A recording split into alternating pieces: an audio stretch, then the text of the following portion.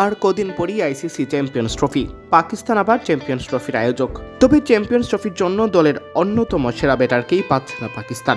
ইনজুরিতে পড়া সাইম আইয়ুবকে দলে পেতে অবশ্য তাড়াহুড়া নেই দলের, জানিয়েছেন পাকিস্তান ক্রিকেট বোর্ডের চেয়ারম্যান মোহসিন নাকভি।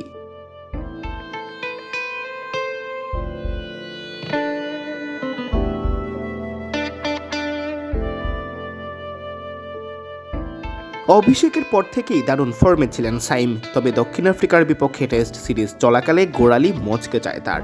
এরপর থেকেই আছেন মাঠের বাইরে। ঢাকা ক্যাপিটালসের হয়ে বিপিএল খেলার কথা থাকলেও বাংলাদেশে আসা হয়নি।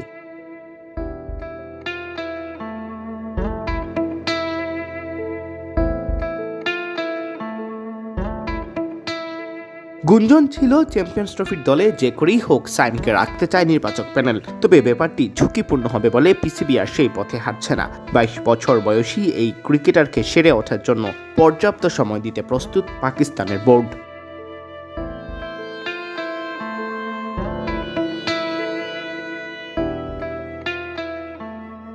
মোহসিন নাকভি বলেন, চ্যাম্পিয়ন্স ট্রফির জন্য আমরা সাইম আইয়ুবের কেরিয়ার হুমকির মুখে ফেলে দিতে পারি না। আগামী কয়েকদিনের মধ্যে ওর পায়ের প্লাস্টার খোলা হবে।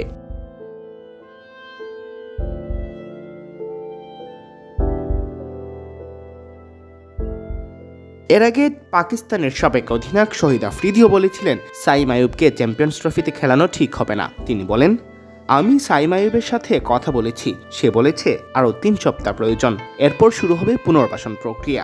আমি তাকে বলেছি তাড়াহুড়া না করতে, যদি চোট ভালোভাবে না সেরে খেলতে নামে এটা বড় অসুবিধা তৈরি করতে পারে। সে তরুণ, সামনে গোটা কেরিয়ার পড়ে আছে, তাকে সুস্থ হতে সময় দেওয়া উচিত।